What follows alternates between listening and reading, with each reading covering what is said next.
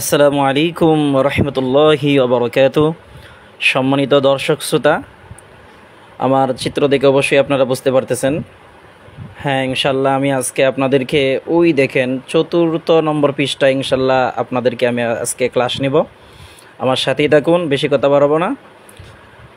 কোন জায়গায় কেমনে আমি উচ্চারণগুলো করি একটু ভালোভাবে শুনুন এবং দেখুন কোন হরফটা কোন আকার আকৃতিতে এখানে লেখা রয়েছে।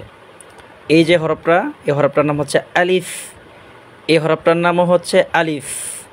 এটার নাম হচ্ছে লাম। এটার নাম হচ্ছে লাম। এই যে আলিফ দেখতেছেন না, এটা ডানে বামে যদি মিলে যায় তাহলে এটা লাম হয়ে যায়। যেমন এই যে এটা লাম হয়ে গিয়েছে। আর এটার নাম হচ্ছে বা, এটার নাম হচ্ছে নুন, আর এটার নাম হচ্ছে ফা, আর এটার নাম হচ্ছে গইন, এটার নাম হচ্ছে নুন। খুব খেয়াল করবেন কোন হরফটা কোন জায়গায় নক্তাটা বসতেছে এবং কোন আকার আকৃতিতে হরফটা লেখা রয়েছে, একটু খেয়াল করেন, ভালো করে খেয়াল করেন।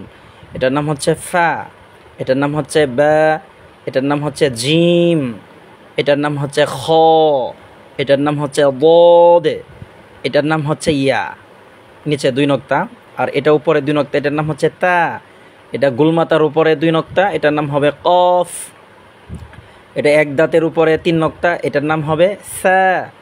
3 দাঁতের উপরে 3 নক্তা, এটার নাম হবে শিন, এটার নাম হবে মিম, এটার নাম হবে আইন। একটু খেয়াল করেন কোন হরফটা দেখেন এখানে মিম, আবার এটাও কিন্তু মিম। এগুলা খেয়াল করবেন কোন জায়গায় কেমন দেখতে হরফগুলো, এগুলা ভালো করে খেয়াল করবেন। যেমন এটা মিম, এটা হচ্ছে আইন, এটাও মিম, এটা হচ্ছে সিন, এটা হচ্ছে ওয়াও, এটাও সিন, এটা হচ্ছে কাফ, এটা হচ্ছে হামজা, এটা হচ্ছে হা, এটা হচ্ছে সদ, এটা হচ্ছে হা। এখন আপনাদেরকে আমি পড়াবো, মানে এক হরফ আর এক হরফের সাথে যখন মিলে যায়, মানে সংযুক্ত হয়, বাংলাতে যেটাকে বলা হয় সংযুক্ত, আর আরবিতে এটাকে বলা হয় মোরাক্কব। মানে এক হরফ আর এক হরফের সাথে যখন মিলে, অর্থাৎ ডানের হরফ বামের হরফের সাথে যখন মিলিত অবস্থায় হয় তখন এরকম হবে। আরবিতে এটাকে মোরাক্কব বলে, আর বাংলাতে এটাকে সংযুক্ত অথবা মিলানো বলে। খেয়াল করেন, এই যে বার সাথে জিম মিলেছে, এটা হচ্ছে বা, এটা হচ্ছে জিম, এটা হচ্ছে জিম, জিমের সাথে বা মিলেছে, এটা জিম, এটা হচ্ছে বা। এই ফার সাথে দেখেন সদ মিলিত হয়েছে, ফা, এটা হচ্ছে সদ, এই সদের সাথে এটা ফা মিলিত হয়েছে, সদ, এটা হচ্ছে ফা। এই কাফের সাথে শিন মিলিত হয়েছে, কাফ, এটা হচ্ছে শিন। এই শিনের সাথে কাফ মিলিত হয়েছে, এটার নাম হচ্ছে শিন, এটা হচ্ছে কাফ। আর আইনের সাথে দেখেন এখানে লাম মিলিত হয়েছে, এটার নাম হচ্ছে আইন, এটার নাম হচ্ছে লাম। এই লামের সাথে আইন মিলিত হয়েছে, এটার নাম হচ্ছে লাম, এটার নাম হচ্ছে আইন, এটার নাম হচ্ছে বা। অর্থাৎ বার সাথে গইন মিলিত হয়েছে, এটার নাম হচ্ছে বা, এটার নাম হচ্ছে গইন। গইনের সাথে বা মিলিত হয়েছে, গইন, এটা হচ্ছে বা। এটা হচ্ছে কাফ, এটা হচ্ছে কফ, মানে কাফের সাথে কফ মিলিত হয়েছে, কাফ, কফ। আর কফের সাথে এখানে কাফ মিলিত হয়েছে, কফ, এটা হচ্ছে কাফ। আর এটা হচ্ছে আপনার সিন, সিনের সাথে হা মিলিত হয়েছে, সিন, এটা হচ্ছে হা। এই হার সাথে এখানে সিন মিলিত হয়েছে, হা, এটা হচ্ছে সিন। এখানে তার সাথে বদ মিলিত হয়েছে, তা, এটা হচ্ছে বদ, এটা হচ্ছে বদ, এটা হচ্ছে তা। বদের সাথে এখানে তা মিলিত হয়েছে, বদ, এটা হচ্ছে তা। এটা হচ্ছে খ, মানে খর সাথে জিম মিলিত হয়েছে, খ, এটা হচ্ছে জিম, এটা হচ্ছে জিম, এটা হচ্ছে খ। আর এই হরফটার নাম হচ্ছে ইয়া। ইয়া আপনার এই দেখেন, এটাও কিন্তু সা, এটা ইয়া। ইয়া কিন্তু নক্তা ছাড়াও লিখায় আসে এবং নক্তা দিয়েও কিন্তু ইয়া লিখিত হয়, এগুলা খেয়াল করবেন। এটাও ইয়া হবে, আবার নিচে 2 নক্তা, এটাও ইয়া ইয়া হবে।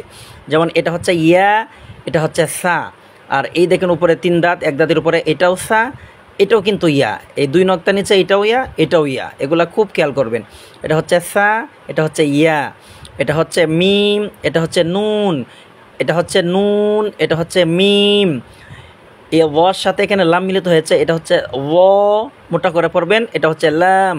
এখানে লামের সাথে ও মিলিত মিলিত হয়েছে, যেমন এটা হচ্ছে লাম, এটা হচ্ছে ও। এটা হচ্ছে হ্যাঁ, এটা হচ্ছে মিম। খুব খেয়াল করবেন, দেখেন মিম এক এক জায়গায় এক এক রকম লিখায় আসতেছে। যেমন এই জায়গায় দেখেন মিম কিভাবে লিখায় আসলো, আবার এই জায়গায় দেখেন আপনার মিম কিভাবে লিখায় আসলো, আবার এই মিমটা কিভাবে লিখায় আসলো। খুব খেয়াল করবেন, তাহলে ইনশাল্লাহ এগুলো আর সামনে আমরা যত আগাবো ইনশাল্লাহ এগুলো কঠিন কঠিন বিষয়গুলো আমাদের সহজ মনে হবে ইনশাআল্লাহ। যেমন এটা হচ্ছে হ্যাঁ, এটা হচ্ছে মিম, এটা হচ্ছে নুন, এটা হচ্ছে জিম, এটা হচ্ছে বা, এটা হচ্ছে ওয়াও, বার সাথে ওয়াও মিলিত হয়েছে। আর এখানে হচ্ছে এটা বা, আর এটা হচ্ছে দাল। দেখছেন দালটা কীভাবে লিখে আসলো, সামনে এইভাবে দেখবেন ইনশাল্লাহ আরও অনেক আকার আকৃতিতে হরফগুলো আপনার লেখা থাকবে, কিন্তু হয়তো আমাদের বুঝে নাও আসতে পারে। যদি নিয়মিত ক্লাসগুলো পড়েন এবং দেখেন শুনেন, তাহলে ইনশাল্লাহ আপনাদের এই ভুলটা ইনশাল্লাহ আমি আশা করি হবে না। যেমন এটা হচ্ছে বা, এটা হচ্ছে দাল, এটা হচ্ছে কফ, এটা হচ্ছে র, এটা হচ্ছে সিন, এটা হচ্ছে জা। সম্মানিত দর্শক মণ্ডলী, আজকে 4 নম্বর পৃষ্ঠা ইনশাল্লাহ শেষ হয়ে গেল। এইভাবে ধারাবাহিকভাবে ইনশাল্লাহ আমার ক্লাসগুলো চলবে। যারা আরবি শিখতে ইচ্ছুক অবশ্যই আপনারা নিয়মিত ক্লাসগুলো আমার দেখবেন এবং পড়বেন। আর যদি আমার ভিডিওগুলো ভালো লাগে, যদি মনে হয় আপনাদের এই ভিডিও থেকে কিছু শিখতে পারবেন, দেশ ও জাতি কিছু এর থেকে উপকৃত হবে, তাহলে অবশ্যই ভিডিওটি আমার শেয়ার করে দিবেন, লাইক দিবেন, কমেন্ট দিবেন এবং আমার পাশেই থাকবেন, আমাকে উৎসাহিত করবেন যেন আমি আরও এগিয়ে যেতে পারি। আসসালামু আলাইকুম ওয়া রাহমাতুল্লাহি ওয়া বারাকাতুহু।